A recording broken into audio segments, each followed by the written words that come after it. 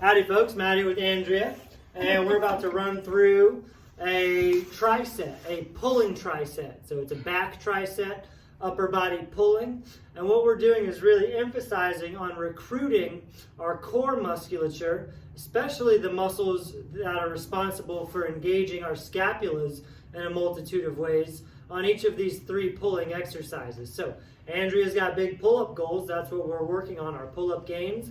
And all of these three exercises are very conducive for strengthening not only your pull-ups, but your upper body pulling in general and your posture. So the emphasis here, and I call this a 4-phase repetition. That's where we've got 4 chunks to every rep. And the first component of every repetition, the first phase, is the scapular recruitment. And that's relative to what the exercise and what the movement pattern is. The second phase is actually going into the pull or the row or the pull-up or whatever that exercise is. The third component is the eccentric phase, returning and extending the arms. And then the fourth and final phase is scapular based. Again, we'll call it unrecruiting or undoing what we started with, where we take ourselves into protraction or our first initial position. So you'll see what I'm talking about right away on all of these exercises. These are very common exercises, and we want to use simple pulling exercises to implement this technique, so that way we're not making a complex exercise even more complex, because turning a simple pulling exercise into a 4-phase technique is already adding a bit of complexity. So we don't want to go overboard in that regard. So the first thing we're going to start with is an inverted row on this bar right behind us here. Andrea's going to do a supinated grip inverted row, and I'll take you through the 4 phases. So follow along on a railing or a bar or some TRX straps, suspension trainers, whatever you need to hold on to get upside down and do an inverted row. You can use a barbell on a rack, position down. You can use a Smith machine, position down. Get creative with it. The world is your gym, or the gym is your gym. So let's spin around, and that way you can see Andrea's scaps a little better. She's got a supinated grip. She's going to start with her hips up, and she's completely extending her arms. Her shoulder blades are protracted and stretched, so her upper back is rounded. The first phase is to pull the scapulas back into retraction. So go ahead and pull the scaps back. And now she's going to pull herself up towards the bar. Then she's going to allow herself to descend back down. The eccentric phase, the scaps are still tight here, and now she's going to hang even more, protracting the scapulas. Let's do 5 reps. So first we retract, then we pull the elbows back, rowing, lower down, protract and stretch. So you see the first phase and the 4th phase are very subtle, but that's because the scapulas don't have a great range of motion, not a very big range of motion. But that's really, let's do 2 more actually, we'll take it to 6 reps. These are harder than they look. When you piece apart a repetition into 4 phases, it really kind of feels like you're doing 4 reps of something. And there you go. So you can see that, as subtle as that is, there are 4 movements in one. First the scapulas, then the actual pull, the eccentric or return phase, and then we return into a protracted position. The reason we're emphasizing on this, like I said, for Andrea specifically, it's to strengthen her pull-up progress, because in a pull-up, just like any pulling exercise, you need to, or you want to, for safety and performance, to recruit your core first. And in this case, it's your scapulas. Scapulas, then we pull, and we finish making sure that we take those scaps back to a neutral position, or a protracted position. The next exercise we're going to go into is right behind us. This is a seated cable face pull. Now you can do face pulls, or W's they're also called, with bands or any type of cable system. We're doing these seated to emphasize on her back a little bit more. Now we've got the same idea here. Instead of, now let's do just a normal face pull without piecing it apart. So do a couple of W's. Yeah, that's good. So this is what the typical exercise would look like when you see it executed. Let's do a couple W's. See how her elbows flare out, and she externally rotates her shoulders. Let's do one more. She makes a W with her arms. We're going to turn this into a 4-phase technique, just like we did on the inverted rows. So first she's going to pull the scapulas back. She's pinching her shoulder blades. Then she's going to come up into the W. Now, keeping her shoulder blades retracted and pinched tight, she's going to return her arms, extending them straight, and then she's going to allow the cables to pull her shoulder blades back into protraction.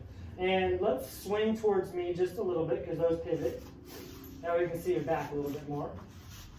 All right, cool. So let's run through 5 reps now. We don't need a lot of reps. 5 to 7 reps is plenty so that you can keep the technique solid and each phase intact. So first we pull the shoulders back, then we externally rotate. As she externally rotates, the scapula will actually tilt backwards, returns, and then protracts. Let me stay out of your way. Pinch, pull, return, and protract. Notice how the first phase is all scaps, and then the last phase right there is all scaps. Let's get a couple more. Pinch, extend, and then spread and stretch. So first she retracts. As she pulls into the W, the scapulas actually tilt down and back, feeling the lower trapezius. She returns, keeping the scapulas tight, and then allows them to spread. Let's get a couple, one more. Pinch, tilt back, return, and spread and stretch. There you go. So we're getting 5 to 7 reps. And when you're really deliberately addressing each of these components, a handful of reps is plenty. It's not like a normal set of face pulls where you might get 10 to 15 reps. It's not like a normal set of inverted rows where you might get 15, 20 reps. Piece them together one at a time. And when you're picking on, so to speak, your scapular mobilizers, whether you're elevating, depressing, upward or downward, rotating, retracting, or protracting, when you emphasize on that small but very important movement pattern at the beginning and the end of the lift, it actually wears your back out a lot, because instead of it syncing up and being used within all of your upper body pulling muscles, you're demanding that they work by themselves first and last, so they wear out a bit faster. So less is more on something like this. The third exercise we're going to move on to is a pull-up, a ring pull-up. So we'll see if we got the rings up here. And now we're asking the scapulas to perform depression and elevation. So Andrea is going to initiate this pull-up by pulling her shoulder blades down.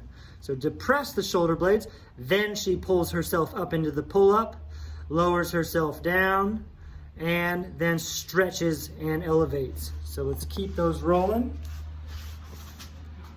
So you see how at the very bottom, she allows the scaps to elevate and stretch. First she pulls them down, then she does the pull-up, extends the arms and descends back down, and then finishes with the scapular elevation. First depressing, then rowing, it's a vertical pull, then descending, and then elevating and stretching. Keep it going. Squeeze the lats, squeeze the biceps and lats, lots of shoulders. Let's get 3 more. So you see phase 1, phase 2, phase 3, phase 4. 2 more. So from the side here.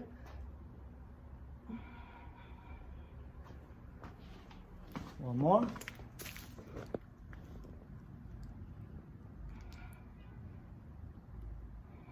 Awesome. So we're asking the scapulas to do different, and your scaps are actually capable of other movements as well. But these are very common strength movements, and if you incorporate this technique, it will improve and benefit your performance and safety in executing these type of body weight movements or resistance movements where you're adding an external load. So give it a go. We're about to run through this a couple more times. You only need a handful of reps. 1 to 3 rounds. Take your time. It's not about getting fatigued. It's about articulating what you're doing and getting used to initiating your pull, whatever type of pull it is, from the core first, your scapulas, then going into the pull. We have a tendency to do the opposite, to grab something and just yank with our arms, to grab something and try to pull. That makes for a weak pull-up, for a weak row, what have you, a weak pulling exercise. And we're fixing that. So thank you, Andrea. She's staying strong. Catch you later.